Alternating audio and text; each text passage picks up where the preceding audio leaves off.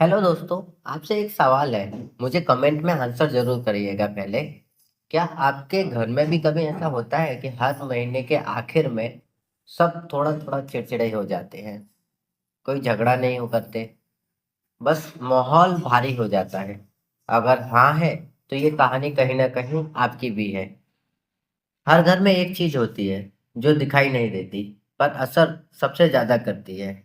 घर का पैसा, ना कम ना ज्यादा, बस कैसे इस्तेमाल हो रहा है, ये यही असल कहानी है।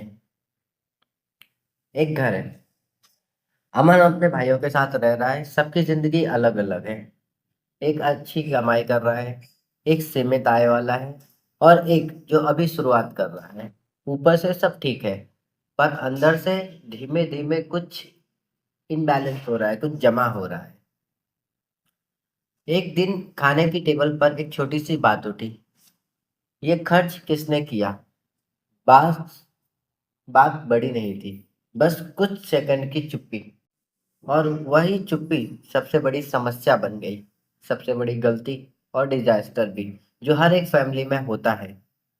क्योंकि असली दिक्कत खर्च की नहीं थी, दिक्कत थी नियमों की कमी की, रूल्स की कमी की। सबसे बड़ी दिक्कत थी। अब सब बराबर पैसा डाल रहे हैं, लेकिन सवाल ये है, क्या सबकी कमाई बराबर है? नहीं, सबकी कमाई बराबर नहीं है। और यहीं से पूरा इम्बैलेंस शुरू होता है फैमिली में। एक के लिए सबसे आसान है क्योंकि वो ज्यादा पैसे कमा रहा है। दूसरों के लिए बोझ है क्योंकि वो कम कमा रहा है। तीसरे के लिए ये प्रेशर बन गया है। क्यों? क्योंकि वो स्टार्ट कर रहा है कमाना, इसलिए। यानी इक्वल अमाउंट लेकिन अनफेयर सिस्टम। ध्यान से सुनिएगा। पैसे तो सब लोग बराबर दे रहे हैं, लेकिन जो सिस्टम है घर का, वो अनफेयर हो चुका है। चलिए कुछ डिटेल में इसको समझते हैं। कुछ खर्चे साफ दिखाई देते हैं, लेकिन कुछ खर्चे ऐसे होते हैं जो धीरे धीरे जमा होते हैं। जैसे ऑनलाइन ऑर्डर, अचानक आने वाले मेहमान, छोटी छोटी डेली पेमेंट्स। इनका हिसाब कोई नहीं रखता, लेकिन असर सब पर पड़ता है। छोटे छोटे खर्चे होते रहते हैं। फिर एक स्टेज आता है जब इंसान अपने ही पैसे खर्च करने से पहले सोचता है, क्या ये सही लगेगा? और यहीं से गिल्ट शुरू होता है, और धीरे धीरे पर्सनल फ्रीडम खत्म होने लगती है।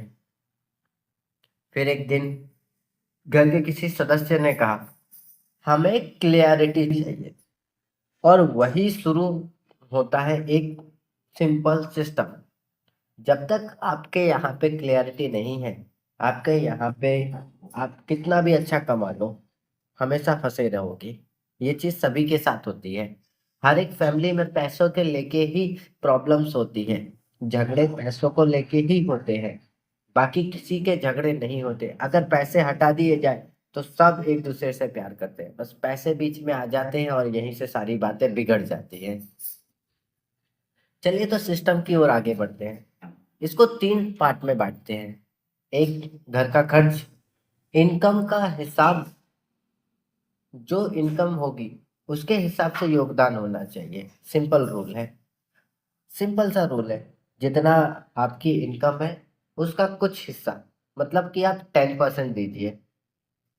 सबसे जरूरी चीज, अगर आप 1 लाख रुपए कमा रहे हैं तो 10% दीजिए। अगर आप 50,000 कमा रहे हैं तो 10% दीजिए। और अगर आप 20,000 या 25,000 कमा रहे हैं तो भी आप 10% दीजिए। माता पिता की जरूरत बराबर की जिम्मेदारी है, उसको पूरी तरह से निभाइए। व्यक्तिगत खर्च, कोई सवाल नहीं, कोई जजमेंट नहीं।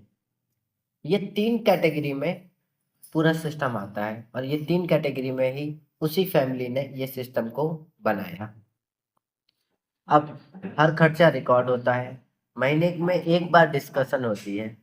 हर व्यक्ति अपनी सेविंग अलग रखता है, पर्सनल खर्चा अलग रखता है, और इमरजेंसी के लिए फंड अलग से रखता है। अब सभी के पास अथॉरिटी है, सभी के पास सारी चीजें हैं, सब अपनी अपनी चीजें बराबर से रखते हैं। कुछ समय बाद वही लोग, वही घर, लेकिन माइंडसेट बदल चुका है। अब कंफ्यूजन नहीं है, अब क्लियरिटी है। समस्या पैसे से नहीं, चुप्पी से होती है। जब बातें नहीं होती तब दूरी बढ़ जाती है। आप एक बात समझिए कि अगर घर का सिस्टम सही ना हो पैसों को लेके, तो हर कोई उसमें पिस जाता है। इसलिए हमेशा घर में एक सिस्टम बनाए, पैसों को लेके क्लियरिटी रखें।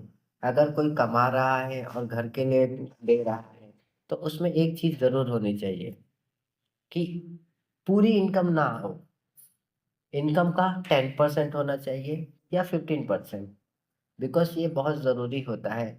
अगर आप आपकी इनकम का 10% या 15% देते हैं, तो आपके पास पर्सनली पैसे भी बचते हैं, आप पर्सनल सेविंग्स भी कर सकते हैं, और आप पर्सनल खर्चे भी कर सकते हैं, और सारी चीज़ें कर सकते हैं, और आपका घर भी अच्छे से वेल मेंटेन होते रहेगा और चलते रहेगा।